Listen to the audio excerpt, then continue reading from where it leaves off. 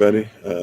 May the words of my mouth and the meditation of my heart be acceptable in Yahweh's sight. He is our strength and our redeemer, and it's in his name, which is his authority, that we pray, praise, proclaim, project, and protect this message. Amen. Amen. Welcome everybody on all platforms. Thanks for being on with us today. We appreciate you. We give all honor and praise to the Most High, Yahweh Elohim. We give all praise and honor to him for my wife, the Honorable Maya, who lives a life that's able to be honored. You can check her out on TikTok, YouTube, her website, and Pinterest at Bloom and Flourish. Not A&D, the letter N, Bloom and Flourish. We're excited, thankful, grateful to have everybody on all the platforms. We don't have Facebook up yet, but we shall have Facebook up for the last stretch of this. We also invite you guys to come on in. My wife will be on for Shabbat Shalom podcast once again, and giving us a great and powerful word, things dealing with our nature, who we are, who we're striving to be, who we're striving to become. And we're grateful and thankful for everything that she does. And to the moderators, to the ministerial staff, to Marsha, Malcolm, Betty, Isabel, and Solomon, Daddy loves you very much. To those who are meeting up with us today in Chicago, those who will be meeting up with us within the next couple of days in Detroit, those who have been faithful, those who are on with us. If this is your first time of many, we are thankful and grateful to have you. If this is going to be, who knows how many times you've been on with us before, we're grateful, we're thankful, appreciative of everybody for taking time out to sit in on this topic. We've been dealing with frequently asked questions. This is something dealing specifically with our culture, our canonical viewpoint, our belief system, and how we view the world as our community, as our society. And we've been dealing with frequently asked questions. This is part 16. And today, this is more of a worldly question than it is a kingdom, a yashtel, a shwe, a alkubalan, etc. Question. However, it's a question that keeps popping up because I see it everywhere all the time. I haven't really talked about this, but this is something that was stirring up in me last night, and especially this rising as I was doing my little workout routine, trying to get back on track. I'm on my goal right now is to get to a place to where I'm every month. 12 months from now, I'd like to be able to be doing 12 minutes of a plank. So I've been starting this month of doing a minute every day to start off and do all those great things. So we're excited. Shabbat Shalom, my Queen Maya, once again, the Honorable Maya. You can check her out on TikTok, YouTube, her website, and Pinterest at Bloom and Flourish. She's on with us. How are you doing? To everybody who's on, once again, if you're on the podcast, if you're on TikTok, if you're on YouTube, we appreciate you. I'm sorry, if you're on TikTok, if you're on YouTube, if you're on the podcast, there we go. We appreciate you so much. And thank you in advance for any likes, shares, things like that you might give, any gifts, etc. We really appreciate you. If you're on YouTube, you can actually look in the description box if you want to find out more about us. We have a link that you can do so there. If you're on TikTok, find out more about us. All you got to do is just go. We're on the main site, the main page. Look up where it says website. That's our link tree. Click on that, and you can find out a lot more about what we do, whether it's classes, whether it's life coaching sessions, one-on-one stuff. If you just want to talk, if you got questions, if you want to, sometimes, hey, I'll even sit down where people try to tell me off. But either way, hopefully you guys are doing well. That being said, let's get into this. So, Fireman, how you doing? I'm sorry, Bright Side Life. Thanks for being part of the community. Ransom, how you doing? Big Brother Thomas, who I didn't call. Sister Deja, Cyborg, how you doing? To everybody, Lottie Dottie, everybody, thanks for being on. Today, we're going to talk about what is a high quality man. Tomorrow, we'll talk about the sisters, right? But today, I want to use this term. I want to talk about this term. I want to talk about this thing that's going on. What is a high quality man? What does that mean? What does that provide? What does that give? What is a high quality man? We hear all this stuff about high quality men. You got to be qualified for a high quality man. If you're gonna come to me, what do you bring to the table? Yada yada yada. And all those are actually valid questions. I think that this weird thing that we do, where it's like, because a man would say, "I need to know what you bring to the table," it somehow disqualifies him from being a high quality man. But I think where we get the thing twisted is we confuse quality with results, right? Well, yes, of course, but that's a man that respects a woman, right? That's a as much as, you know what I would say, as much as we need that, of course, and that's a baseline thing. It's very shocking, but it's true that we have to actually lift that up as much as we need to, but we got to. You know why? Because just basically treating a woman with respect is not even a normalcy in everyday society, right? You know, you said if you were a little black boy, this would be important. Well, I believe if you were any kind of man, but yeah, if you're, because it doesn't matter black or white, I think you should be a high quality man, period. And if your assumption is that, like if you're not a little black boy, but if you're a little white boy that you have quality, then you're somebody that's not a high quality man. I would that would be easy to see. So like if your whole thing is, well, only little black boys need to be high quality, that might be why we had little white boys doing some of the stuff they're doing. And the lack of quality for them is something that's even magnified for us, because people think that whatever they do is all right, which means that some of the love and completion and things like that, how you do all the different things that are there, like we're missing this. So when you talk about a high quality man is not even based off his race, even though we should take care of our own. But you should make sure that you want to be high quality no matter what you are, who you are, what your color is, how much melanin you have, etc. Right? Thank you, maintenance dad. But here's the deal, so people who are going to be too immature to actually even be high quality enough as far as their hearing to hear this is for those that have ears to hear, but hopefully you can get past the race thing and you can actually listen in. So when we speak on this, though, we have this weird thing that high quality is attached to things that are results, that are the payment, or that are what's earned, but we're not thinking about the quality. Hear what I just said. How you doing, Sister Barbara, right? How you doing, Bounty? I want you to comprehend what I'm saying, right? If you're on YouTube, if you're on the podcast, how you doing, Brother Clem? If you're on TikTok, I want you to comprehend what I'm trying to say, right? I want you to see, right? At the end of the day, I want you to hear what I'm telling you. If you are this high quality man, you hear what I'm saying? If you are this high quality man, what we do with it is we don't look for the quality. We're more concerned with what you earn. But the quality gives you what you earn. Okay. So for example, a lot of people talk about high quality men and they start talking about finances. How you doing, Brother TJ? Finances come to those that are high quality. Seek the quality and you will earn the finance. Right? If you're looking for finances only, there's a lot of jerks that have a lot of finances. Right? I wouldn't call them high quality just because they have more money than you. That's why my wife says this all the time. Thank you for the love, Ransom. My wife says this all the time, that one of the most sinister things to ever exist is when we started rating people based off of a result, right? Your rates, everybody has a value that cannot be measured. Just because you don't comprehend how to use your value or how to even show your value does not mean that you do not have value. The thing that we need to get to a place is starting to make sure that we have the quality, right? So for example, coal and diamonds, not always, but I'm just going to use this in the context. Hopefully you follow me, right? Well, we're not even equal. There's no such thing. Equality is a myth. On my best day, I could never be you. And on your best day, you can never be me. The fact that you have value is attached to the fact that you are something that's one of a kind. The more one of a kind something is, the more value it has. And if I would receive you as one of a kind, if I would bless you as one of a kind, if I would honor you as one of a kind, right? Then then you would be in a better position, right? You know? Well, if that's your way of saying hello, Chill Picks, well, hello to you too. Hopefully you can get past that and actually hear what we're saying, right? So today we're focused on the high quality, and a lot of people come off of results. That's why even people who come on, that's ad hominem, right? So somebody comes on when they sort of do something to the man, the dozens, Jonan, whatever it is, right? It's usually because they don't look at what your results are.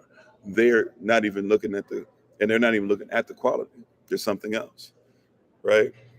There's something else completely, and they're not in a position to be able to do that. We keep looking for the result. I'm telling you, like, people who know me, right? I've had multiple platforms taken down, stuff like that. We've reached millions on different YouTube channels we've had before and all that. People know who we are, and whatever, right? People know that I travel. People know that we've been to different countries. People know that we feed the hungry. Alaikum salam. We feed we give as much as we can to the needy. We reach in our own pockets to do a lot of these things. We make sure that we help the diaspora. We make sure that we help anybody in need who wants to be grafted into a community that's doing great things, right? But a lot of people who come on here, they say, oh, your hair looks different. Oh, he's wearing, you're wearing a certain type of, well, not today a tunic, but chemise or whatever. All right, you know what? You must be Hotep. You must be terrible. You must be hate all white people. You might, right? Because you're not concerned about actually learning the quality. But if you knew about the results that we get, if you knew about the fact that my family is taken care of, if you knew about the fact that my marriage is solid, if you knew about the fact that my children are doing, et cetera, right? You would be in a position to where you would be recognizing, I need to see those results. That's cool. Let me see what makes that quality. Thank you, Bounty, right? Like you have to see the quality, See, even you would know the tree by the fruit it bears. I like that, right? So we need to know the fruit. Thanks for being part of the community, Joker from the Six. We should comprehend what that is. Thanks for being part of the community. By the way, I don't know if I said that correctly. By the way, by the we, I'm not sure if I'm saying that right, but thank you for being on. You have to recognize that when it comes to something culturally, you should know the fruit or the tree by the fruit it bears. The fruit is the result of what? The quality of the tree. If the fruit is rotten, if it right, or the fruit it won't grow rotten, right? But if the fruit is always growing to where it's immature and it never can give seed, then the tree is messed up. Bad fruit on a tree is because of bad quality of the tree, right? Bad fruit on the tree is because of bad quality on the tree. So when you talk about a high quality man, stop looking at the results. Look for the quality. So we have to have a conversation about what makes someone quality as a man. And of course, I'm going to be talking about our culture, right? But once again, people keep looking for the result. They keep looking for the fruit, but they're not paying attention to the tree. The tree is what's important. Where is the tree planted? Is it planted by the rivers of water, right? What like so? So here's an example, right? Um, if you want to, you call it a high quality man, right? What makes one a high quality man? A high quality man is somebody that before he's worried about a relationship with somebody else, he makes sure that has a relationship with himself. How you doing, Minister Nice? Right? That's a high quality man. That's quality. Before I start trying to get a job and make sure that women pay attention to me and I make this much money and do this and drive a car and have a house and all that for somebody else, I've already made sure that I have those things for myself. Before I start saying I need a woman to be high quality, which I should be looking for. How you doing, Sister Rhonda? I will first be accountable to, self-accountable and say, am I worthy of that woman? Like there's a lot of brothers who will not go out on dates. And a lot of women be like, well, you're successful. You make millions. You do this. Why won't you have a relationship? He's like, because I'm still trying to make sure that I'm high quality. I don't know if my communicative skills are there yet. Right. I don't know if I can speak love languages yet. I don't know if I can provide something more than just, oh, what something looks like this, that, the third. I'm not sure about these things. And since I'm not sure if I'm able to provide these things yet or not, I don't want to go ahead and get in a relationship. There's a lot of brothers out there that know, hey, I'm barely making it. I got the business started, but just because I have the business started doesn't mean that this and that or whatever. So because a lot of people say, well, because I'm not in that position yet, I'm not going to put somebody else in that position. Because if we're going to become one, whatever I'm doing on my own is going to be something that you're going to have to deal with. Right? How you doing, Sister Cynthia? So if you're going to talk about a high quality man, you have to talk about the quality once again, right? This is quality. Whether you like the way it looks or whatever, this is high quality. This is not something that's just a print of things, right? It's not something that somebody just printed on a T-shirt and you wear. This is something that This is something I got from the source, right? It has a quality to it, right? No matter what somebody says about it, whatever, it's a quality. It's not now. If I take this and I go into certain cultures, certain traditions, into certain tribes, and to certain places, people will look at this and I will get a certain result, right? But it's because they'll see the quality. The quality earns me the result. And a lot of times what you'll do is you'll say, well, I'm going to focus on just what needs to be earned. So somebody says, I want a great credit score, but quality men will end up with what they need financially. You hear what I'm saying? Thank you, Hitcher, or Hike. Is it Hike Hitcher, right? Yeah. Um, so people go, I need this much money. I need blah, blah. Okay, well, look for the quality, because even if you meet a man that doesn't have the money yet, see if he has a quality vision. See if his vision is quality. Because if he has a quality vision, he makes money, right? Like, a lot of people don't recognize there's a lot of people who became rich, when we say overnight. And guess what? It was never the fact that they weren't quality. It was that they didn't have the opportunity yet. Develop your quality, because soon comes the opportunity. Do I pattern my quality after Yashva Hamashiach? Of course, right? After him and many other people who are part of the Tanakh. So yes, and even he is somebody that has these principles, right? And his word is where we talked about earlier, you know.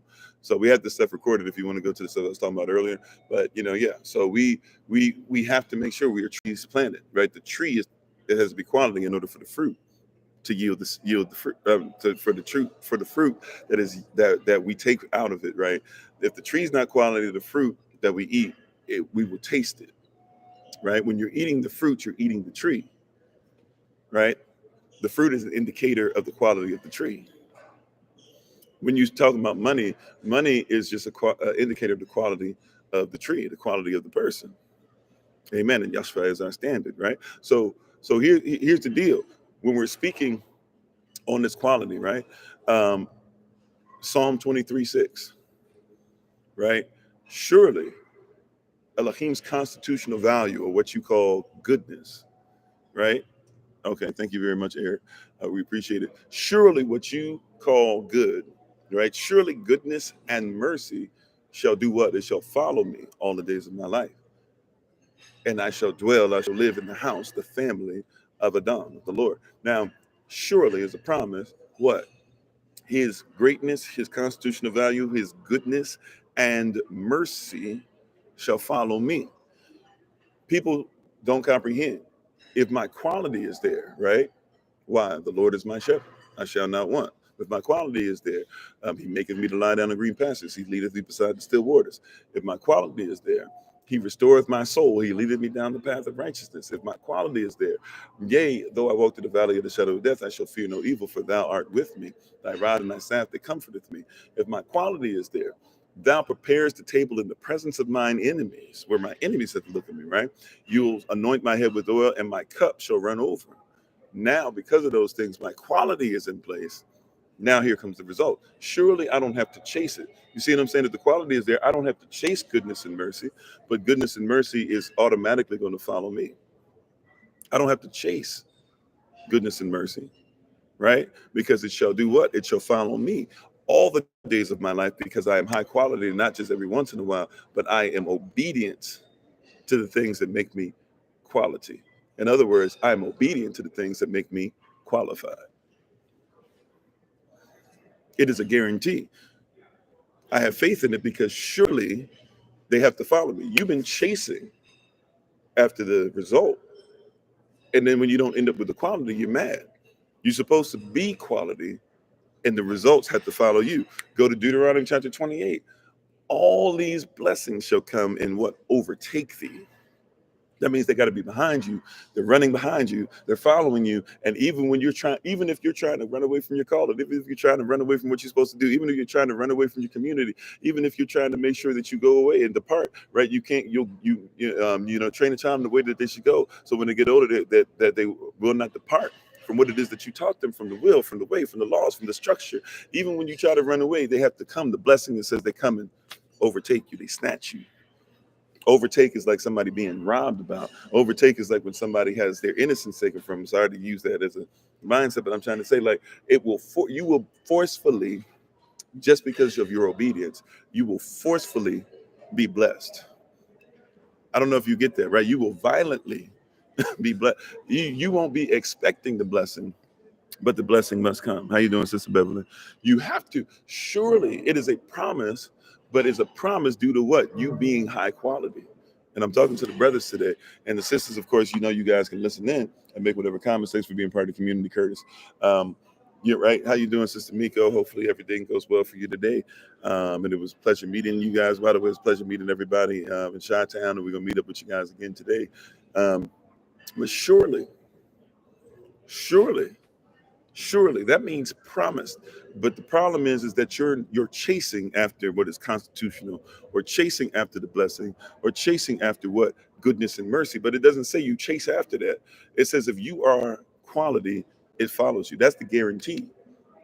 That's the guarantee, right? You chasing a 9 to 5. If I chase the 9 to 5, if I do enough overtime, if I do this, if I do that, or whatever, and then you're like, man, but I'm tired. I don't get to teach my children. I don't get to do that. You could focus on the homeschooling. See, reverse it. Instead of focusing on that, focus on the homeschooling. Focus on your child, right? Instead of focusing on how much money you make or whatever, focus on what gets money. Instead of saying, I got to have this many followers, focus on making sure that you are solid and you follow your own principles. When you follow those things, now here comes. Right? In order for me to get to a position that I got in life and my family to get in a position, we made a decision a long time ago where we said, you know what, no matter what comes, we know that what we're teaching, what we're living, or what we weren't 100% living because we were still trying to be in the system. We had to make a decision that said, you know what, we will just chase quality. We will become a quality family. I will become a quality husband. You will become a quality wife. You will become a quality child. Right? You will become, if you're going to follow us, if you're going to be around us, whenever you're around us, you must be quality. And now, favor comes. Right now, we walk into the blessing. Now we can travel. Now we can show up on people's doorstep. Now we can call people whenever we want. Now I can set up whatever I'm led to set up, rather than what somebody else tells me I have to set up, because I live in quality. A high quality man is what you should chase after, not a man that has the results, or what you deem the result is. Because peep game, if every man that you will meet is different, right? Like peep game, if every man that you are going to meet is going to be different, hear what I'm saying? If every single brother that you meet is a different brother, then that means that every brother that you meet is going to have a different result. And the result that one brother has might not be what you want, sister. Queen, what one king has in his kingdom might not be for you and your queendom. Why are you chasing a stereotype? Why are you looking for he has to look like somebody else? Why are you looking for he has to be outside his culture? Why? You know why? Because once, like we talked about yesterday, we don't reward people for being themselves. But if I would be myself and be high quality by being myself, it is guaranteed that whatever you need, it will come. A high quality, a high value man. He is somebody who's valuable because he's able to see the value in himself. And when you help him as the help me, right, with the value that he sees in himself, that means that everything that you need, it's his responsibility now to cover. This is why you don't subman, right? We don't ask for submansion, go for a man and be underneath a man. The Bible talks about submission. He should have a mission. And if the mission is in line, he's going to make sure that his mission, if he knows what a real husband is, if he's become a real husband, if he's been trained, if he's doing what he's supposed to do, he is a husband. He has to cover his wife, because only a high quality man would, right? There are a lot of people with a lot of money that don't cover their wives. There are people that would say Brad Pitt is a high quality man. How many women he got? How many wives has he had? What's his situation? Because he has money, you would dare say that he's high quality. He's more qualified than you because he's cute or something like that, right? Quality is a lot deeper.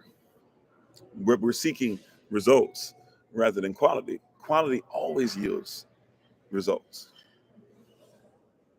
right? What is this? You said trying for God's way, seeking Elohim's way. Elohim way is the highest quality of the human being. Sure.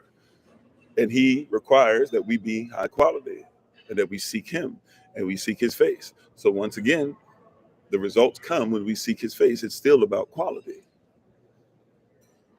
It's still about quality.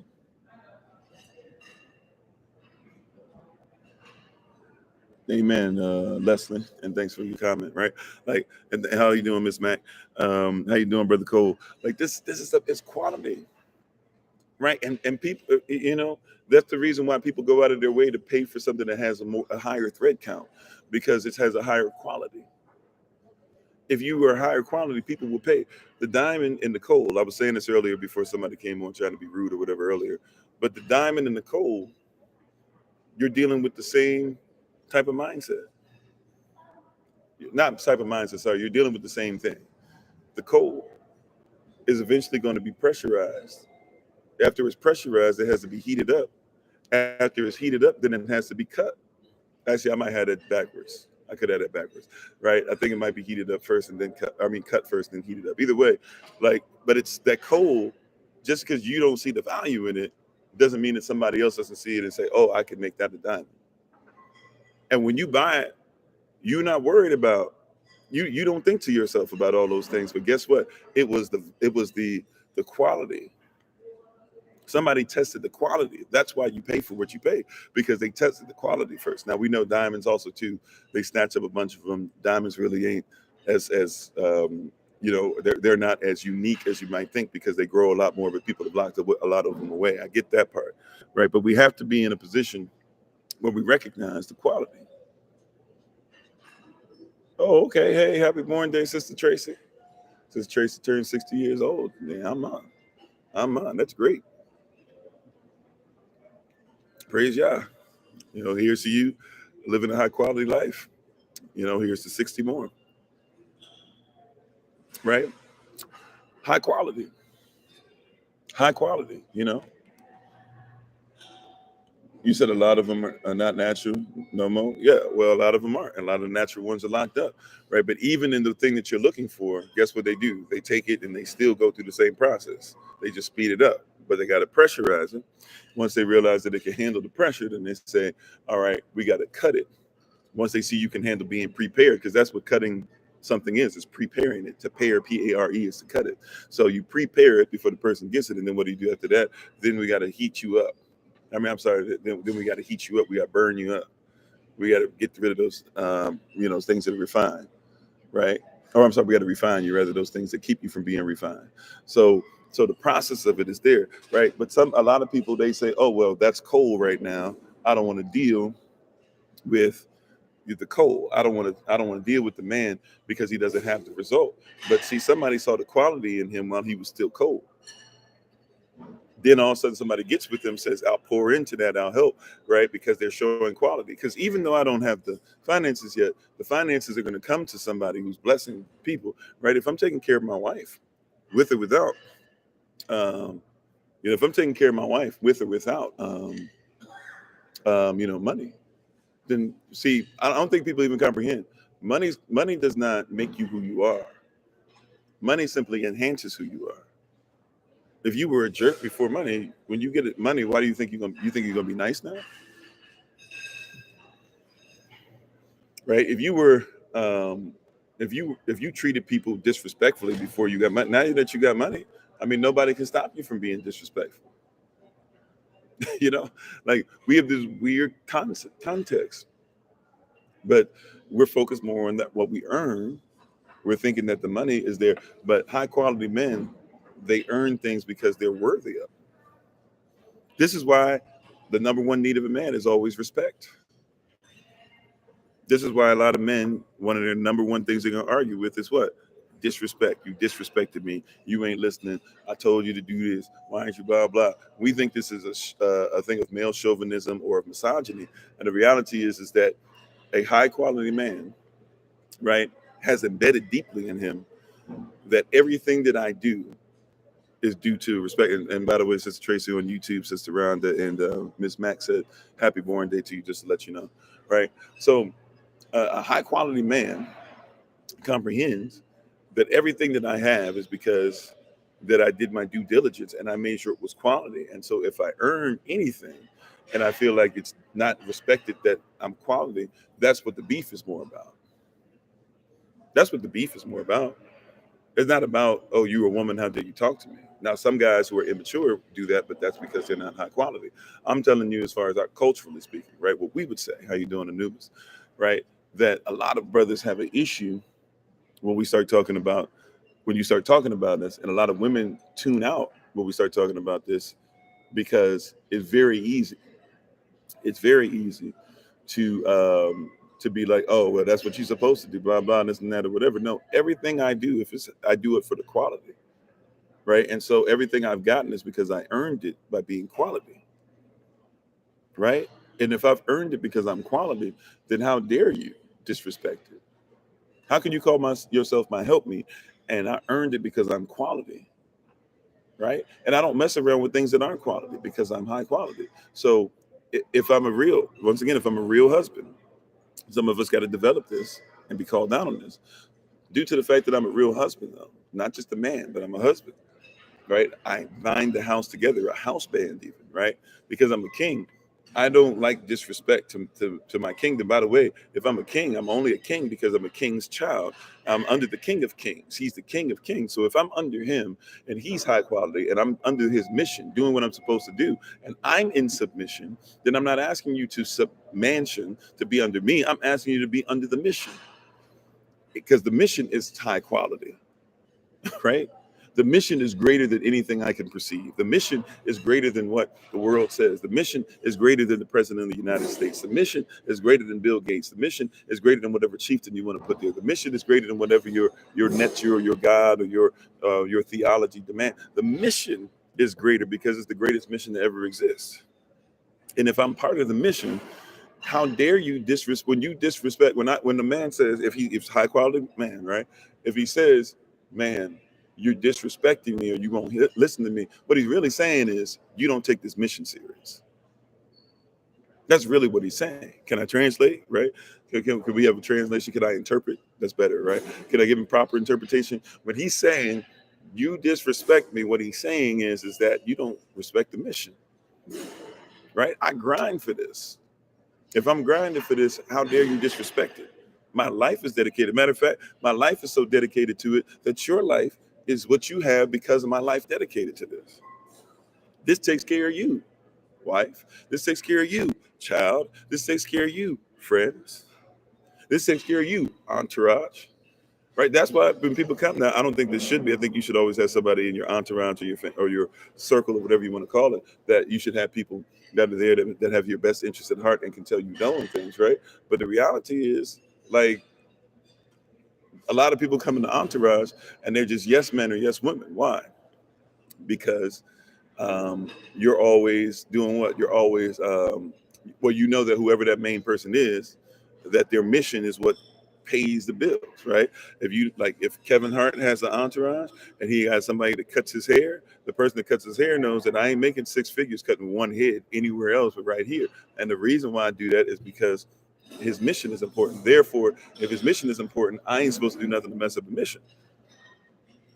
Right? Even men go into submission when they recognize the authority. They go, yo, okay, like that's the mission. The mission is what earns. I'm not right. So I'm not going to take care of the money. The money comes because the mission is secure. So I'm going to defend the mission. And a lot of people are out here trying to defend the money. They're out here trying to make the money. They're out here trying to say that I won't get with you unless you have this, these temporary statuses. Right? People are talking about, hey man, I'll listen to you if you got enough viewers. We've had people in the past where we talked about things that people have done that are utterly nonsensical and it will mess up society and posting things and all that stuff. And people's response would be, well, you know what? I had 100 and something thousand views on this video.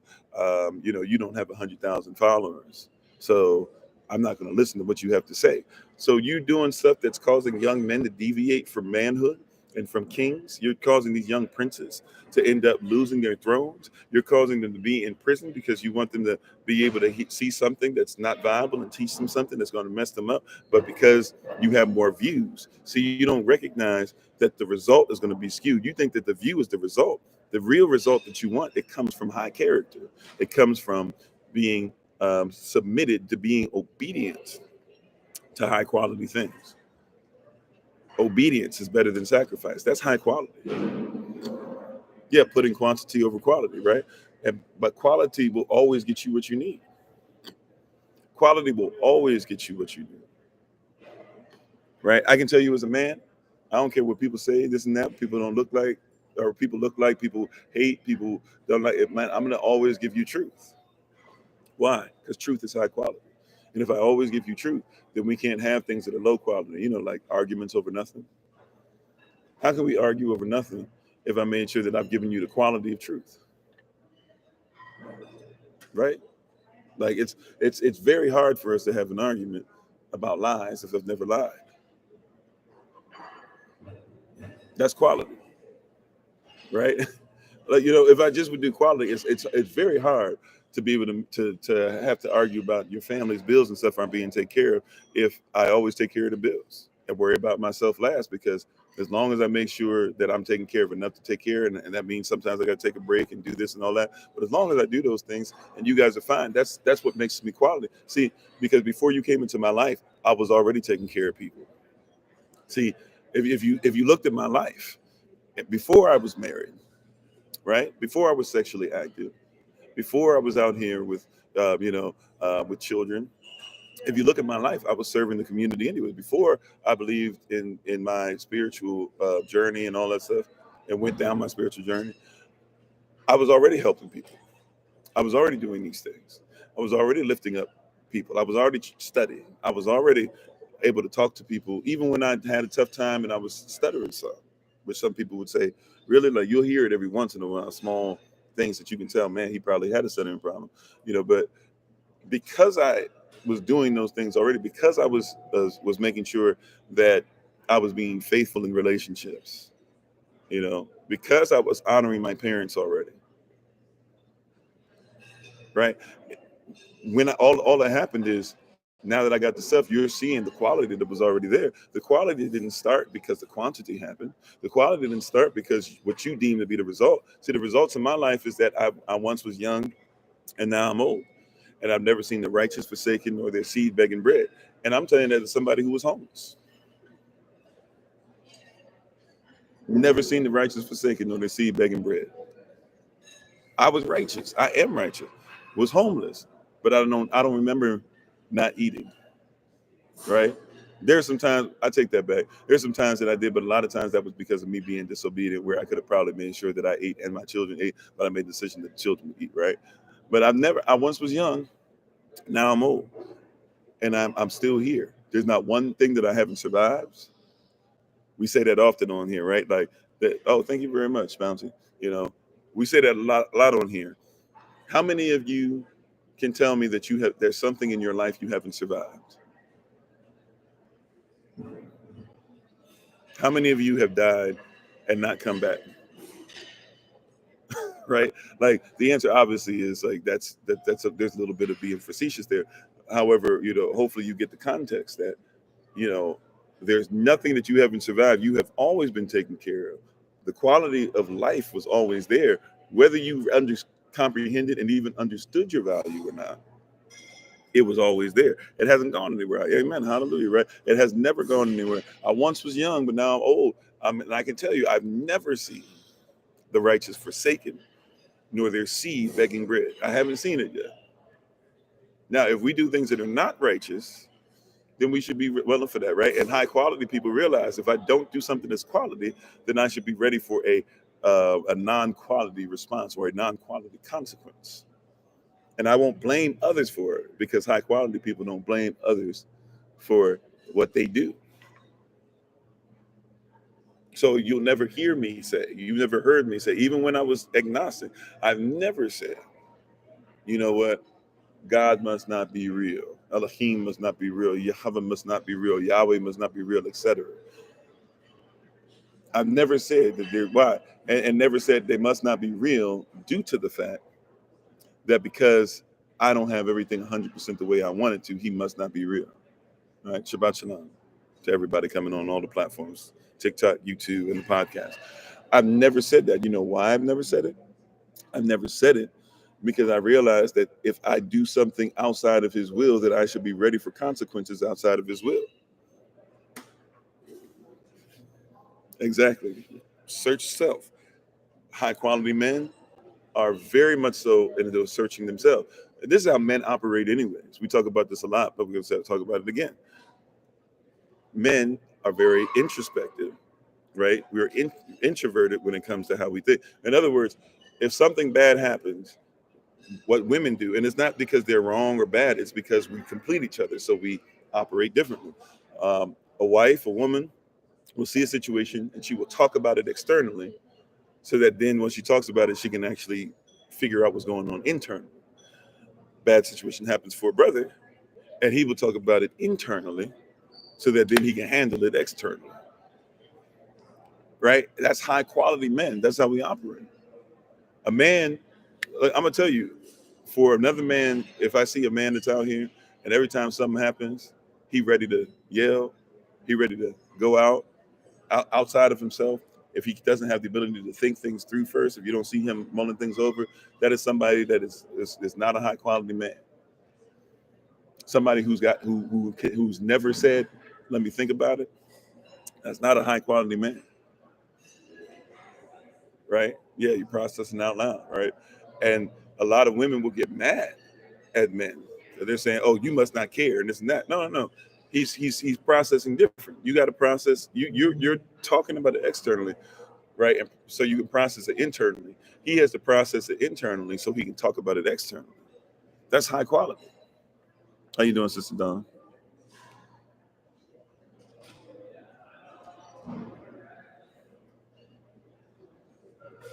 Oh, okay. Thank you for that. Yeah, So we're saying that we want high value men, or we're saying we are high value men. Here's something else that we got to talk about too, and we got to put a lot into a little today because we got to get ready for Shabbat Shalom service on the podcast with the Honorable Mind. So we hope to see you guys there. Here's something else that we don't talk about, and we should talk about this with regularity. You ready? When it comes to high value men, there's something that's missing from the equation often, and it's this word that is a word that everybody likes to throw around, but I don't think anybody's really studied. It's this word called character. It's this word called character. How you doing, Sister Austria? Thanks for being on today. Um, it is this word called character. Like, and character does not change. It can be developed, but the character does not change. The letter A is always the letter A. You know why? Because it is a character, right? Now, somebody might write the letter A in cursive. Somebody might write the letter A in what we call, normal manuscript, whatever. Somebody might write the letter A, and because of the age that they're at, they might not be able to write it as well. But over time, they get better at writing the letter A. Why? Because even though it might not be mature yet, it doesn't mean that the messed up A isn't still an A. It just, the character is not as developed, but it's still the letter A. And so start looking for men that have character. Start looking for the character of a man. That goes to the quality of a man. See, he might be trying to figure it out and it doesn't look the way that it is. He's telling you that's A. But see, when he's telling you it's A, even though he can't write the A yet, what he's doing is he's giving you vision. Right? Yeah, your gift will make room for you and your character will keep you there, right? Amen. You sound like Miles Monroe on that one, right? Miles Monroe talks about this, that a lot of us have a gift, but if you want that gift to be protected, you better come and develop character. Character protects your gift. A lot of people don't think about that, right? Think about even scripture wise, that the gifts come without repentance. That means that somebody doesn't even have to be repentant. They don't have to be on their grind. They don't have to be doing things in righteousness. They don't have to be living correctly. But right, and even though they're not doing those things, it doesn't mean that they cannot be gifted. So somebody can sing and be on cocaine, right? Somebody can run real fast and be striking their spouse, right? Somebody can have the gift to be able to speak to millions and still hate, each other, you know. But like the character is what protects the gift, right? The character is what protects the gift.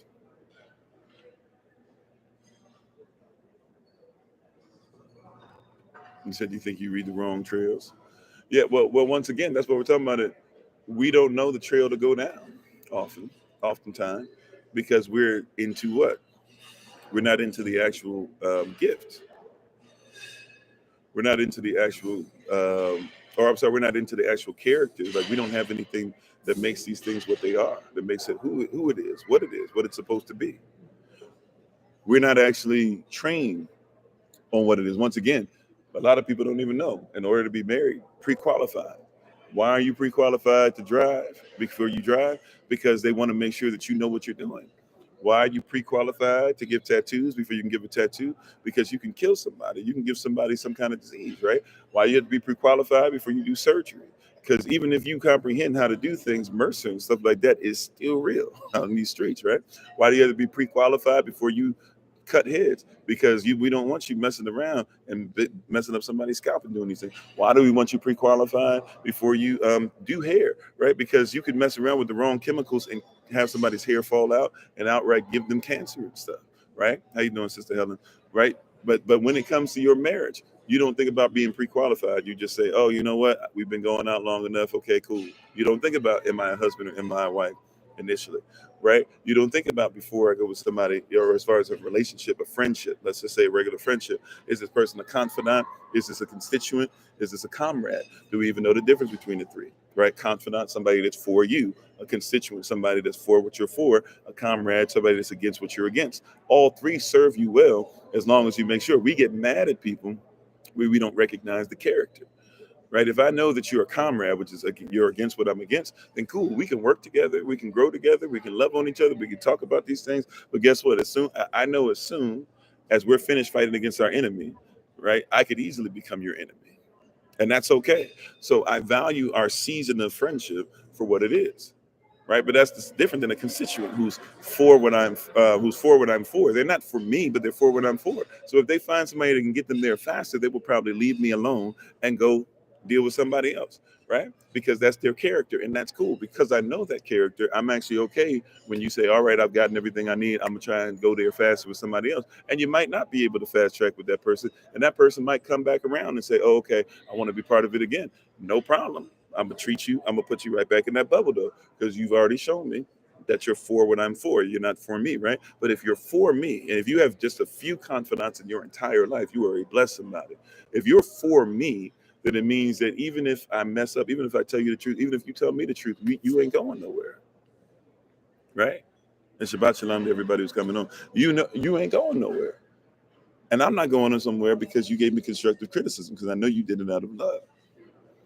You said you literally just had the conversation. I'm out. That's great, right? So if you're talking about a high character, or I'm sorry, a high quality man, you must be talking about a high character man.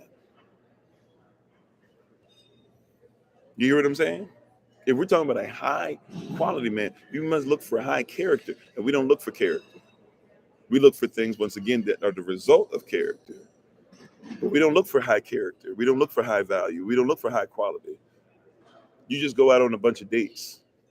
But think about, once again, we've even talked about that. What is a date? A date is something that's dated.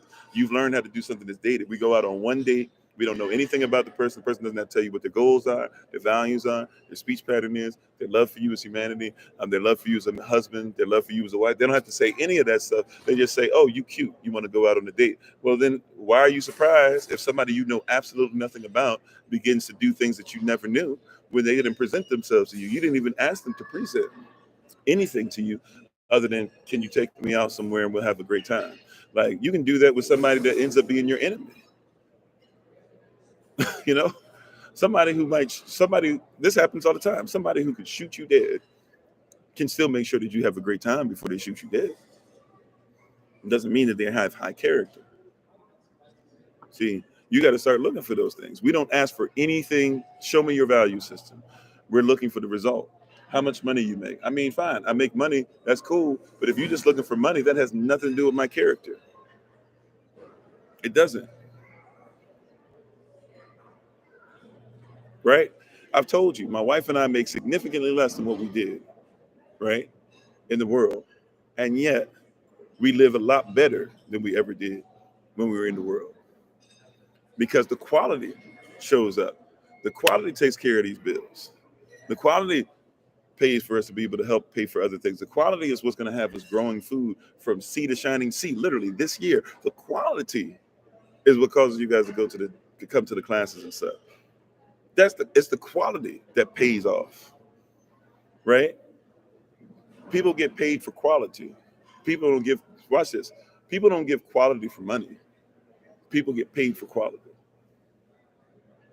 Is that high quality men leave an inheritance? Almost definitely. Their children and their children's children, right? Shabbat shalom, fancy, how you doing? Right? And adding value. Exactly. Like, so quality is what people get paid for. People don't pay, right? People like, you got to understand, like, money doesn't just sit there and people say, oh, okay, hey, money, how you doing? I'm going to become qualified for you, right? People who make money, they give you quality. People say, why do you guys give you should be making sure you get paid for all this. Why are you giving out this stuff? Man, I give stuff out for free because it's quality. And you know what? People say, man, you know what? I need a one-on-one session with you. That's quality. People say, you know what? I need a life coach and stuff. That's quality. People say, oh, you don't mess around with your principles. Like, if you've said, I've been listening to you. If you said it 5 years ago, you still say it today. That's quality. People say, man, you know what? Especially before COVID, whenever we see you, not only you're always traveling, a lot of times you're out there in communities. Sometimes we see you in communities that be messed up and everything. There was a time where if you saw me, you would have seen me, always giving or going somewhere. There's times y'all have seen us and we doing the live, and because I couldn't work out things in time wise, we still did the live. But at the same time, I'm trying to make sure we feeding and clothing people, stuff like that. Like, quality, character, guaranteed. As a man, you become quality. Right, we're going to talk about ladies tomorrow, right? But I'm just talking about, we're focusing on husbands today. We're focusing on not just even men, but husbands, becoming a husband. Like, quality, high quality, high character. We're not looking, as a human being. Stop chasing. Once again, stop chasing money. Surely goodness and mercy shall follow me. Guaranteed that if I'm quality, things follow me. That's how you doing, Minister Selection. That's how quality works.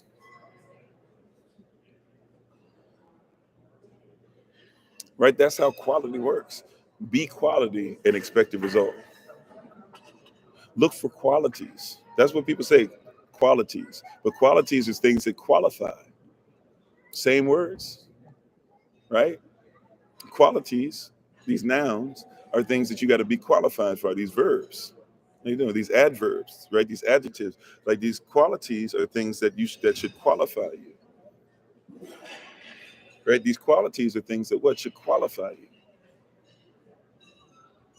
So look for what qualifies somebody. But now, once again, what's the standard? You see, now we got to go to a place. What's the standard? We got to go to a place. Once again, what's the standard? If we're talking about being qualified to be a husband, then what's the standard of a husband?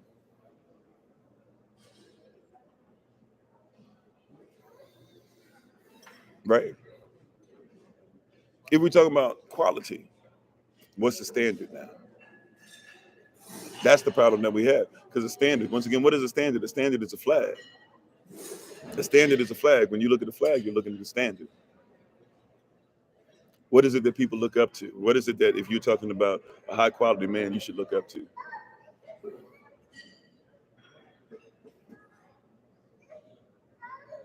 Right? What is it that when you see it or whatever causes you to give a salute and say, well done? Because of the quality. Hey, how you doing, boss? Haiti in the house. Home of the song. Right? What's quality? What qualifies people to look up to you? Okay, amen, Sister Sharon. We're glad you're improving. Amen. See if I can reach out to you possibly in a little bit. Got a lot of stuff going on today. We'll try to see if we can get it in there. But praise y'all for your husband for being there too. When we're talking about quality and being qualified, what qualifies you to be a high quality man? That's what we really should ask. What qualifies you when it comes to being a high quality man? What qualifies you for being a high quality man?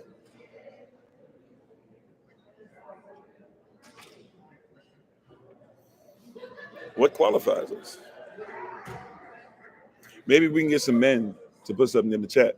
See, because sisters, I'm not saying that you can't comment or whatever, feel free, but I want to hear from brothers, because you would be surprised. And brothers, I don't want just a typical thing or whatever. I want you, to like be real as possible. Like when you look to see if another man is quality, right? When you're looking for quality in your boys, when you're looking for quality in the job, when you're looking for quality as far as what you look for in yourself, what are some of the things that are high quality? What are the qualifications? Because you can't talk about being high quality if you don't qualify. So once again, what qualifies it?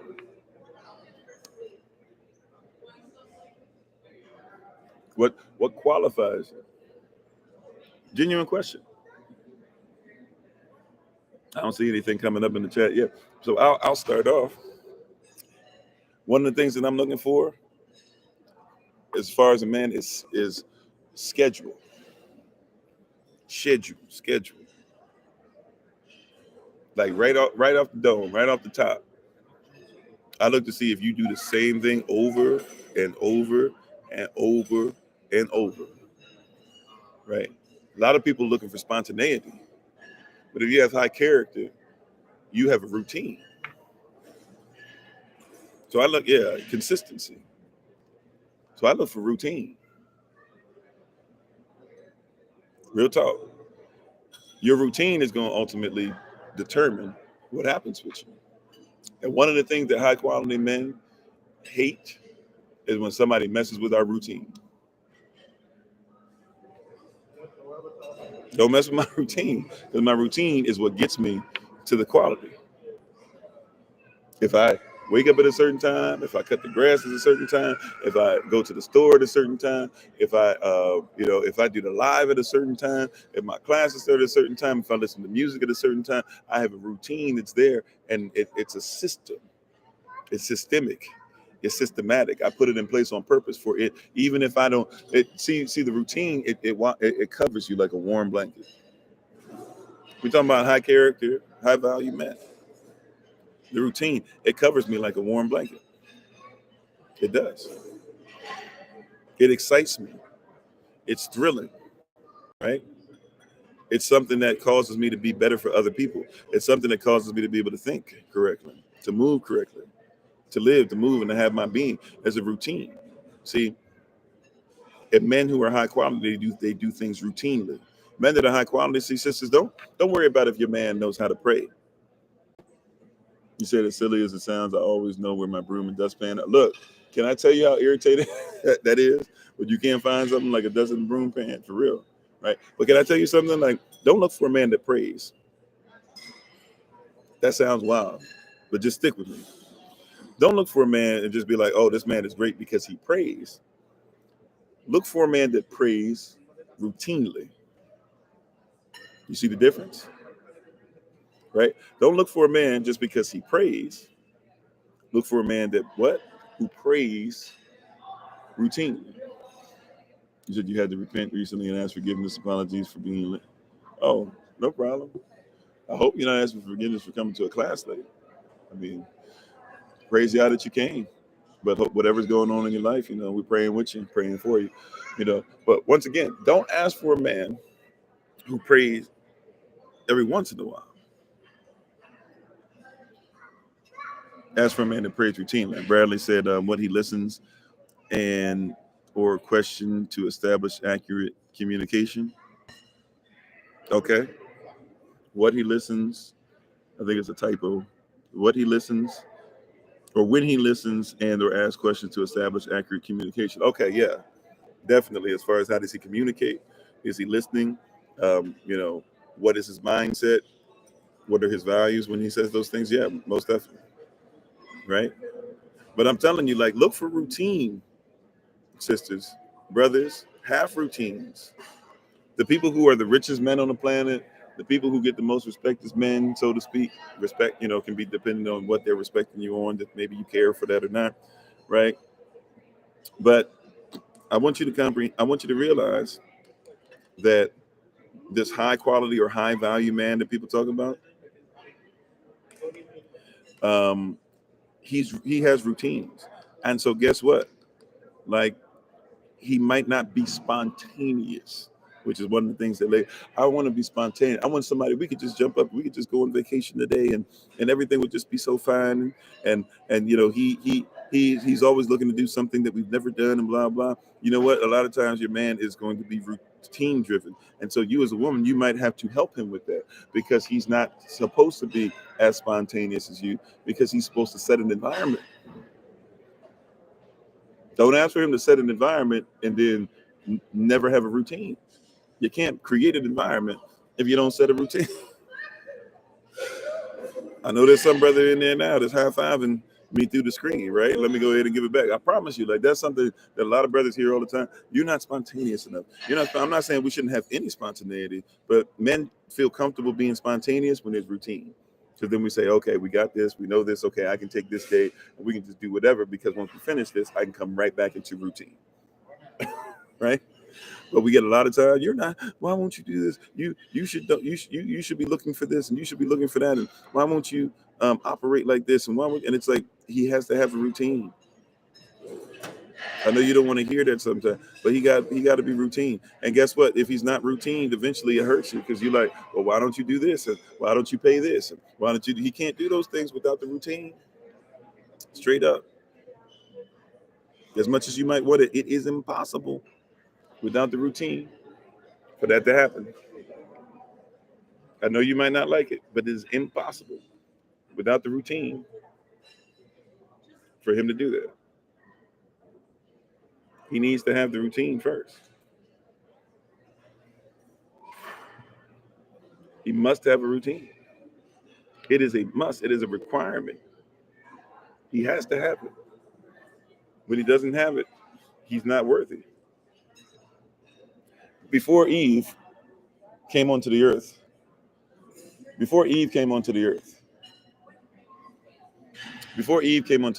Adam already had work.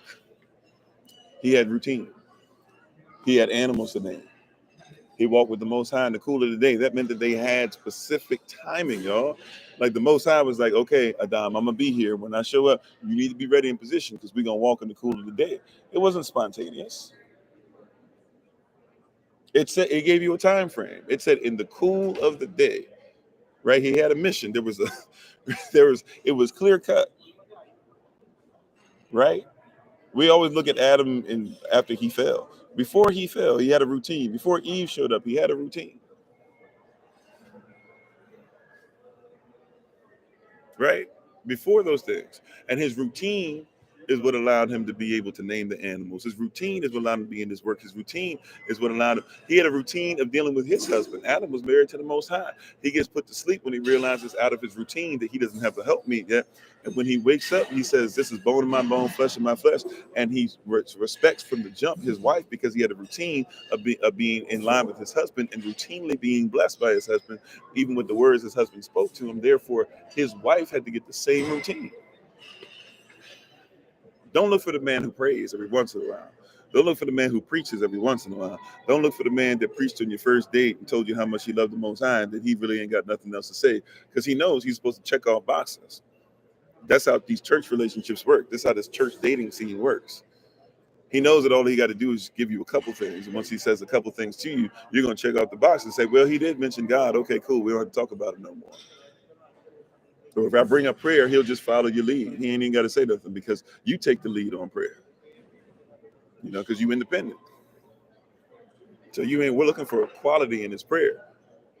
So you start saying, we need to pray. We need to do this right now. We got to do this. We got to do that. And guess what he does? He just does whatever you say. He doesn't even have to be responsible for taking leadership and leading the environment. He doesn't even have to do it, because you always do it. So why would he even have to worry about being high quality? You don't even ask for him to be high quality. You don't even want for him to be. You don't even give him a chance to be high quality. I don't need nothing. I don't need no man. I don't need nobody telling me what to do. I'm fine the way it is. If he don't do everything I say, blah, blah, he ain't no real man. So he just says, look, if you think that the real man is following whatever you say, I don't have to have no routine. I don't have to be accountable for my own routine. I don't have to create a routine for the family. I just do whatever she says. And you never experience the quality of having a real husband, right? Some of these husbands, you need to challenge them. You need some of these brothers coming at you saying they want to be your husband. You need to challenge them. Show me your routine. Back off sometimes and allow them, right? See what they'll do. Before you go through the door, stop and see if they'll open the door, right? Before you see what I'm saying? Before you do things, see what their routine is. They will tell you by their routine. Maya Angelou said, when somebody tells you who they are, believe them the first time, right? But here's something we want to add to that. 93% of communication is nonverbal, which means that if somebody tells you who they are, they will show you who they are. They will give actions who they are. Believe those actions the first time, right? You know what? One of the greatest things, and it's going to mess with somebody's theology, right? It is what it is, though. One of the greatest things that you can do is to test, to try the spirit, the things that you're doing, to see if they are of Allah. To test it, to try it, to see if it makes sense, to see if it's routine, to see if he's a liar, to see if, right, to test it. I'm not saying test it just for the sake of testing it, but after a while, you should see that, hey, every time I've been faithful to this principle, the Most High has shown up. Every time I thought things were going to go well, the Most High shows up. Every time that I thought that I wasn't going to eat, the Most High shows up. Every time that I've made sure that I'm not in nihilistic behavior and I at least show some kind of morality, even if I don't comprehend everything I'm reading or things, the Most High has showed up. You're testing it to see if it's worthy, right? We shouldn't even be mad at people when they test us, when they question what we're saying, this and that or whatever. You should. They should do that. Thank you, Bounty. Appreciate it. That's nice. The fireworks, right? I should be tested. You said you mentioned in the past love language, my work routine and ethics was my routine. There you go, right? You know, and even your work. Like, look at his work. Don't look at his job. See, because his job is forced routine. Hallelujah. That's what hit me. His job is a forced routine. He has to do that because somebody tells him he goes in, he punches in, he's an indentured servant. He's just 2 steps away from being a slave on the job. He has to do those things or else he can't, function. So he thinks. So don't go there looking for a forced routine. See if once he's off the clock, what is the routine?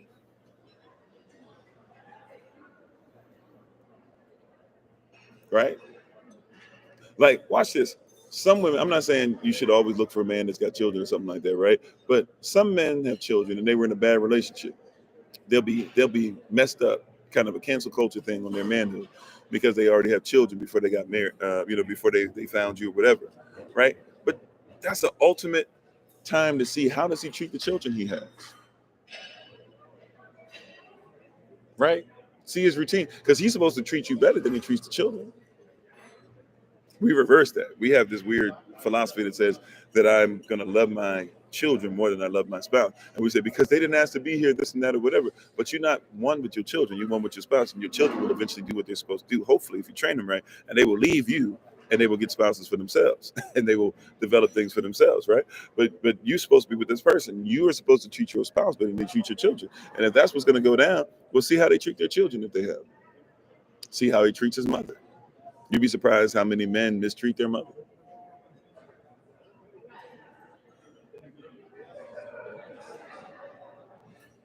Oh, amen, Henry. Thank you. Right? Like, see those things. See his quality. You looking at, oh well, maybe maybe the reward, maybe what will earn his marriage. No, no, no. See what his quality is. Then give him the payment of marriage down the road. Marriage is sex, sex is marriage, and then you'll have fruit and you'll have relationship that comes out of that union and that institution. Right? See what he knows about the story of mankind. See what he knows about your story. See what he knows about his story. That's culture.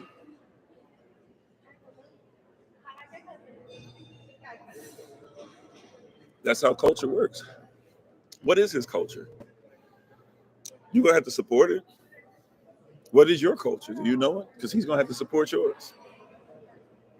That's why when people ask about social constructs and should black people and white people marry, I give you the same answer. First and foremost is culture. If you don't get with somebody, can you support their culture? Period. Your marriage is a political statement, whether you like it or not. Them children are going to look like your political statement. Right?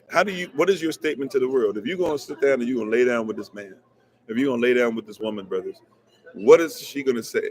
What does that say about you? I don't care about what she looks like. I'm talking about your sex. Your marriage is a union, and your children that come out of that union are going to express to the world literally. It's a physical manifestation of a spiritual act, right? Or a spiritual, in the spirit. How you doing, Minister Tamara? In the spirit, you have joined. In the physical, there's a child coming out. For the rest of that child's life, they are going to represent what you two came together to produce, and prayerfully are going to stay together and stay connected to produce. Right? What is that? What is that? What does that look like, brother? That's when it should be righteous for a man to say, what do you provide? What do you bring to the table? Even if you don't like it, that's when it should be okay for him to say, what do you bring to the table? Right? Because if I'm high quality, then I look for high quality because we're gonna become one. Or even if, watch this. Also, brothers, look for developing too, because you're supposed to be a teacher. You're supposed to be led by the Holy Spirit. You're supposed to be leading the Bible studies, right? You're supposed to be the one that's leading the prayers. You're supposed to be the one whose actions everybody has to follow. You're supposed to be the protector and the provider, right? So you have to see, are you called for that person that is there? Because she can, because the first thing we look for is the simple stuff. I'm not trying to say that it's not great. I'm not trying to say that I don't say there's no value in it, but we're looking for stuff like hips, behind, breasts, figure, um, you know, how do her feet and nails look. I really don't know the brothers that look at eyelashes, but I guess we've been told that women, that brothers want eyelashes or whatever. I don't really care about how long your eyelashes are, but those are the things that supposedly that people be looking for, and it's like, well, first things first. What are her qualities? Is she kind? Right? I'm not saying she can't talk. I'm not saying she can't speak her mind. However, does she talk over you to the point to where you can't even get a point across? Because guess what? A husband is supposed to make sure that he can take a lead. Every once in a while, he should be able to take the lead, even with in his speech, even in the conversation. He can't even lead in the conversation, but you want him to be a real man. See, once again, what is the standard? What is the quality? If we're talking about the quality, then what qualifies you for that quality? If you're talking about I want these qualities, then you got to start asking what qualifies you for that.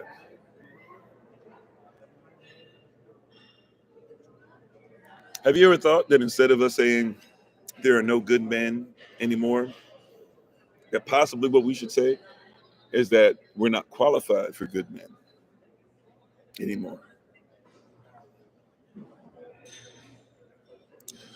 Shabbat Shalom, Keith, how you doing? Like, maybe we should stop saying, instead of saying, there's no good men anymore, maybe we should start saying we're just not qualified for good men anymore. You know? Think about that. Because there are men of quality. Look, I'm not saying I can't get better, but you ain't gonna tell me, real talk, you ain't gonna tell me I'm not high quality. Because I know I work too hard to be high quality to not be high quality. I don't care if I don't make millions yet, right? Right? But I'm not saying that I don't make millions or that I do make millions yet, but it doesn't mean I'm not high quality.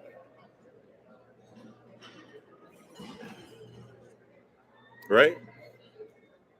And we don't, but let's be honest. Forgive me, I'm not trying to make, and I'm not saying everybody on here, I'm just speaking, right? If the shoe fits, wear it. If it don't, feel free to take it off.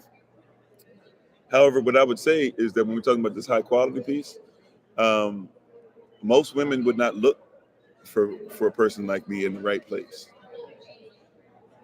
Now, I'm not saying I'm looking right because I'm married to the greatest woman that ever walked the face of the planet, the Honorable Maya. What I am saying, though, is that I know for a fact that men like me who have similar belief systems and are trying to do things, we are in certain places because we're in our work. If you want to find a man, that's where Eve met Adam. She met him in his work in the garden. Part of his work was even becoming a sacrifice so that she could go ahead and be in existence. You're looking for high quality men in low quality at low quality venues, right? That's the problem. Sis, let me just go ahead and say this to you, right? Right? Sis, let me go ahead and say this to you. You were looking for high quality men at low quality venues. Amen. Right? Yeah, we do need to stop speaking that, right? But I'm going to say this again, ladies. A lot of us are looking for high quality men at low quality venues. Your idea of quality has been warped, right? Your idea of quality has been warped. You are looking for men that go to a club. Some of us, right? Some of us that live the club life. Let's be honest. And you go to the club, and you're looking for a high quality man in the place, where the whole goal is to grind up on somebody and listen to songs that talk about you dancing and your sexual experience and your breast taking out and making sure that you grind on this and ride this and right songs talking about your pony and literally using words like pony and poom poom and BDE and legit, right? That's a low quality place to find a high quality individual. You're looking at churches, and please forgive me for those who are going to be offended. I know somebody's going to be offended, right? But if you can get past being offended for a second, if you can get past being offended for a second, church is not a place to find a high quality man. It used to be. I'll give credit where credit's due. It used to be a high quality place. But what do you go to church for? Do you go to church to make sure your community gets better?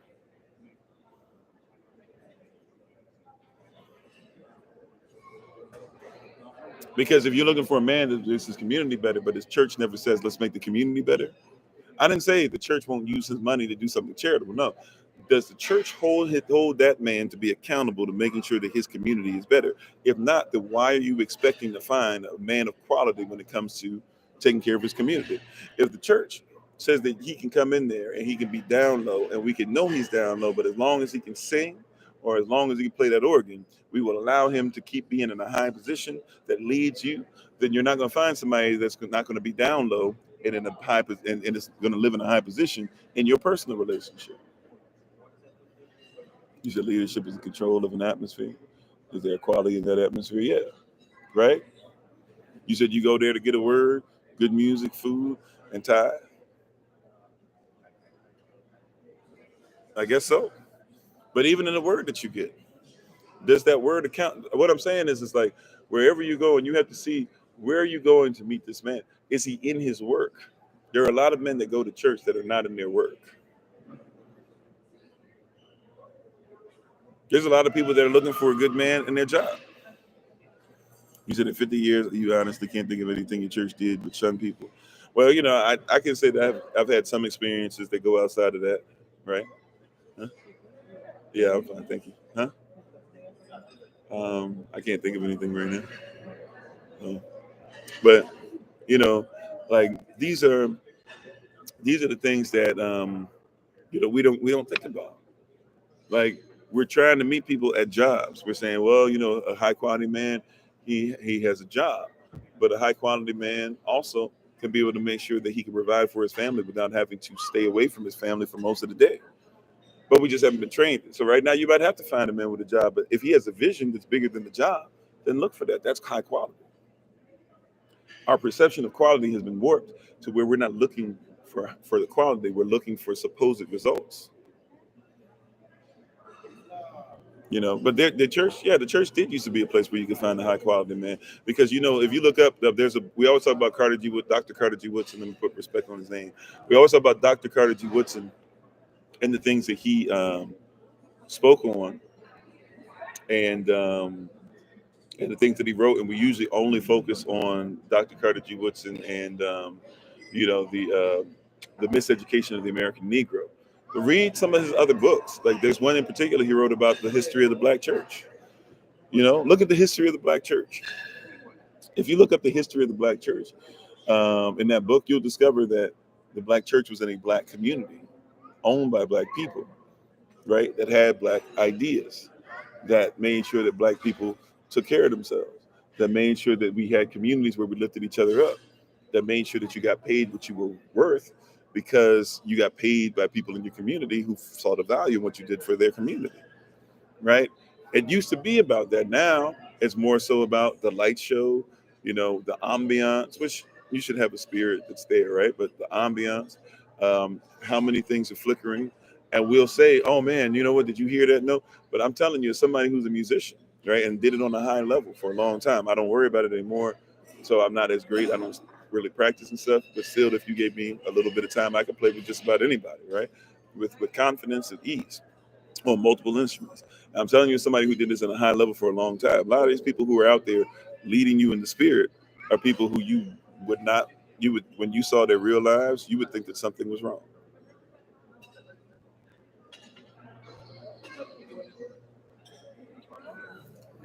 Because you think that that the music means that they have a high quality relationship with the Most High. You know. Now there are times you can feel it and this and that, but guess what? A lot of people are looking at goosebumps. Like there are times in my life, I'll be honest with you, right? There are times in my life that I didn't know what a husband was. I thought I was doing well. There were some things like I wasn't cheating or anything, but there's some things I was doing behind the scenes that were like definitely me not making sure that my wife was taken care of. And I didn't know what it was to be a husband, didn't know what it was to make sure that I was obedient to her, to submit to her, to have a honey-do list, all those things. I didn't know what it was to really set an environment. And so I was able to preach. Yeah, the gift comes without repentance, right? I was able to preach and do a lot of different things and sing and play the organ and play a tuba, play a, I had classical stuff we put together that we do, or we if we did Richard Smallwood stuff, we do it with a whole classical orchestra, just like he did, like I had the ability to be able to do all that, write it out, conduct it, all those things. And if you looked at my life though, if you looked at my marriage, so if you looked at my lack of relationship really with my family, because I was one of those preachers that I didn't know how to say no. So every time they asked me to do something, I was a yes man. And the result was I was losing my family, losing them hard, and losing the ability to make sure that I was a high quality man. But I looked and sounded great on Sunday though. I hit all those notes. I did. I hit all the notes. I hit all the things that are there. I hit all the standards that people wanted to see. But I was not a high quality man at all.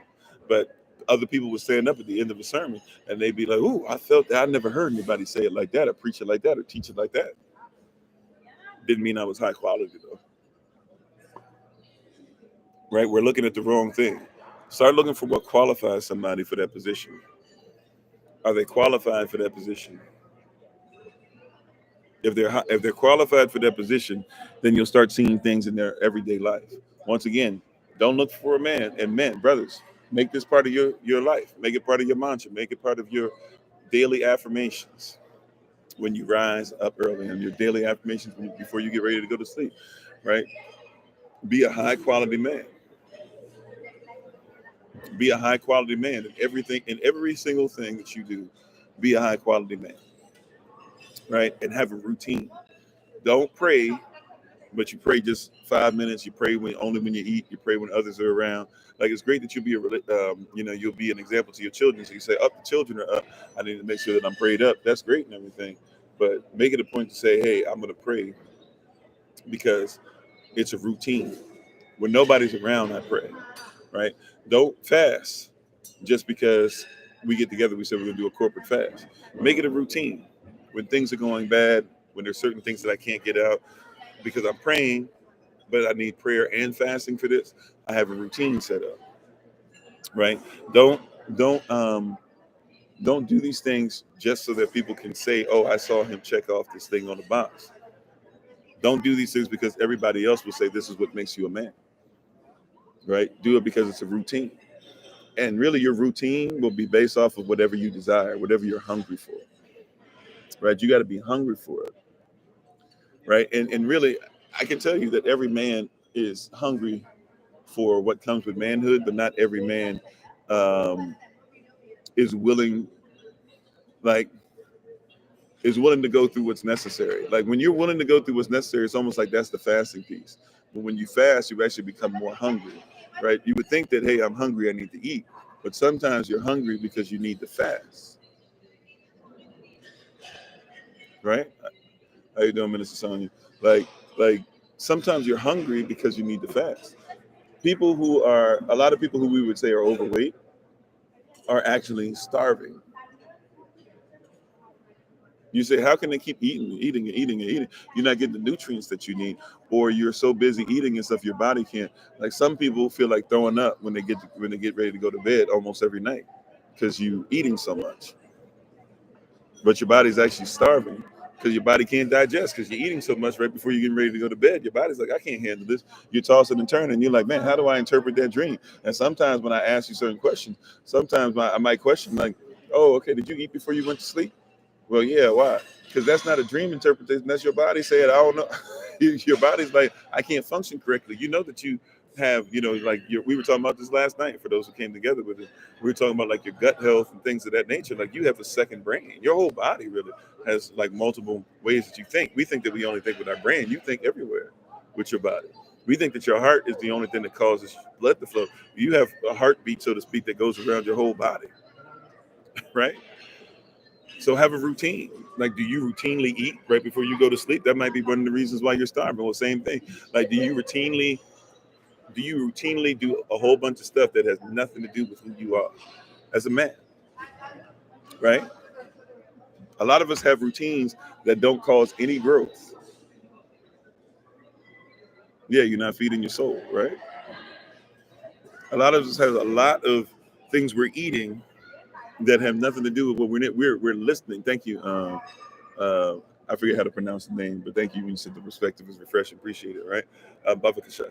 We eat a lot of stuff all day, you know? Yeah, if somebody gets shot, we talk about it on here, but you notice I'm not bringing it up all day, every day, because we don't need to eat that all day. There's some things that give better nutrients. Yes, racism is real. I don't need to eat that all day, though. I will talk about it. I will mention it. I will call it out. I don't need to eat it all day. Yes, you might need to have a job right now, right? But at some point you need to have your own personal business. Why? Because I need to eat something outside of this system. You work at a 9 to 5, and then a 9 to 5 becomes a 9 to 9, and then a 9 to 9 becomes a 6 to 7 day thing. You're eating too much. You need to fast. You're hungry. You need to fast long enough so your body, like what happens when you fast, right? Your body eats the things that don't belong in it. It eats the food, it eats the fat in your body. It eats a lot of the things that are there. It gets rid of a lot of things. It's eating a lot of things that actually aren't causing the nutrients that are there, and it turns it into what it needs. And then when you start eating over again, what happens is says, okay, cool. I only want to eat. Like if you try to go and eat sugar right away, like right after you fasted, I promise you, like you will mess your body up, especially if it's a long fast. You will mess your body up because your body's like, what is this? Like I don't need. I've been eating healthy, and you say in your mind you're thinking I haven't ate anything, but no, you've been eating the things away from your body that aren't necessary, and anything that your body ate. In order for it to eat it correctly, it had to actually turn it into what it needed. For example, if you eat a raisin, you better. I'm talking about like a couple raisins. You better make sure that your body is very hydrated. I'm sorry, Miss Max said true. Not enough nutrition in those GMO fast food Babylon burgers, making people addicted to empty, poisonous calories. Yeah, right. But so if you're gonna eat, if you're gonna eat, you better realize and recognize that you've got to eat. What was I gonna say? I'm sorry. Holy Spirit, help me. Yeah. So if you're gonna eat, if you're gonna recognize these things, right? If you're going to say, I'm going to eat this, I'm going to eat that, I'm going to recognize these things or whatever, or I'm sorry. So that's what I was saying. So let's say you have a couple raisins, just a couple, and you're not hydrated correctly, what happens is, your body has to turn it back into a grape, right? Your body will actually say, this is not an actual natural food. Like it's something that is gone through a process. I need to turn this back into a grape and then I can eat it because its natural form is a grape with seed in it, right? So a lot of us, we don't even think about the fact we're eating seedless grapes when we're eating raisins. There are raisins that you can taste the seed and stuff, right? But a lot of us are just eating seedless raisins, right? But if you look at it, what happens is that basically the grape goes down, right? The grape is shriveled down and it's dehydrated. So your body eats it and says, I've got to take all these raisins, right? Because we eating handfuls and stuff like that, spoonfuls and all those things, eating the boxes and stuff and having, If you like me back in the day, not knowing anybody, when I was a child, especially, you could get a box with those, now they're like this small. They used to be like pretty big size and pretty kind of thick. And I'd be eating like 4 or 5 of them jokers, easy. But not realizing that I dehydrated my body just there because I had to turn all those raisins back into grapes. And so I actually ate a lot more. And the only way my body could make it, because there is no water in the grape anymore, my body had to say, the very thing that you're made mostly out of water, I'm going to use water from your body to recreate the grape. So now I'm dehydrated, even though I'm fed, which means if I'm dehydrated, I'm actually hungry. Right? So even though I just ate, I've actually made myself hungry while feeding myself because I ate something that wasn't in its proper form. High quality men are men that are in their proper form. Stop looking for men that are not high, that you have to dehydrate yourself. Stop becoming men that you have to listen to all the stuff in society that takes out who you are, takes away from yourself just to feed yourself. It doesn't make sense. It's not the way things should work, right? These things need to be greater. They need to be better, right?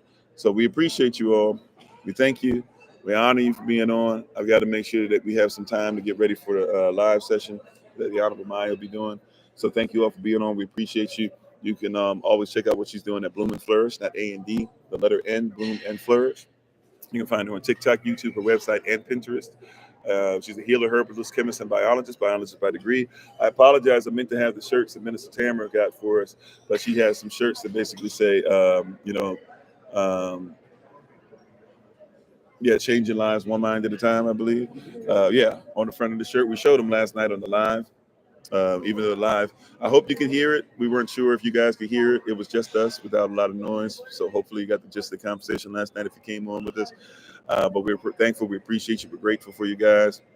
If you want to find out the website and everything, it's Kofi-Ofori.com. My name up top without the underscore, without the 3 is KOFI dash or hyphen OFORI.com. But you can also just, if you're on TikTok, all you got to do is look up where it says website and click on that. That's our link tree. And you can find whatever information you need to from there. But yeah, we thank you. We appreciate you. Those that are in Chi-Town, we'll see you guys again today. I'm thankful and grateful. It was amazing to meet you guys here. And we're excited to meet you guys the next couple of days in Detroit. Hopefully you guys will join us for Shabbat Shalom service. Ladies, everybody who had class last night, remember that's going to be on recording. So look for the recording for that class for the second herbalism class, introduction to herbalism class. Tonight, the marriage class will more than likely be on recording because the sisters, you're going to have your women's meeting today at 7. So hopefully you'll be able to see that. Everybody in Chicago, we look forward to meeting you guys at the park later on. Those who have, which class? I'm sorry. Those who have biblical law tonight, we will be meeting for that one live. So if you have marriage class tonight, that'll be recording only because Zoom will be being used for the women's meeting, and we're going to be doing the meet and greet today, so it's going to be a little too much. You will get a recording for that one. Those who are taking the biblical law class, we should, if something changes, I'll make sure I send you an email or a text or something, but we should be able to be on point regarding that class as far as starting at 9:00 p.m. Eastern New York time. All right. So thank you all to everybody. We appreciate you. We honor the king and queen in each and every one of you. And we look forward to talking to you soon. I know some of you, I'm way past time on when I should have called you and stuff, but it's been a busy few days. It's going to be another busy few days. So just hang in there. But we will reach out to you, especially people we need to meet up with and concerning places and all that stuff, especially for those who are in the D. So we'll get that done soon. Thank you so much, though. I appreciate the king and queen in each and every one of you. Please study this word, meditate on it so that you can be hearers of it and doers simultaneously. We honor you guys. We're thankful for you. We appreciate you. Mad love and respect for everybody. And thank you so much. So we'll see you guys tomorrow, 8 a.m. Eastern New York time, unless you're scheduled for some of the stuff we talked about earlier. And as always, please remember, Yashadil, that you are loved, you are necessary, you're majestic, you're fearfully and wonderfully made, and you, which is all of us working together, will be the reason why people who are in the system no longer have to be of it. Shabbat Shalom. And I forgot, June 5th, that's not tomorrow, but the Sunday after, right around the corner, June 5th, everybody be ready. We're going to be getting together on Zoom Zoom only, and we just spend some time as a family. Might have a word and stuff, but it is our Shabbat. It is the day of Pentecost, and so we're going to get together. We're going to try and have a little fun and stuff too. So we're excited about it. We're thankful. Holy Day Committee, we're going to have to try and fit it in, or I might just have to talk to everybody individually. But we're going to try and have something together for you guys very soon. But yeah, it's going to be just a time to come together and enjoy and, spend some time, have some fun like we did with the ministerial, or not the ministerial meeting, but the meeting, the weekly meeting last Saturday, I think it was. You just have a little time and chill out and be a support one to another. So thank you for being on. Appreciate you all again. And we look forward to talking to you guys soon. We are very close to sending out a new form for October 14th through the 16th. So we're excited about that. And thank you for your patience. Y'all have a blessed one. Talk to you soon. Peace.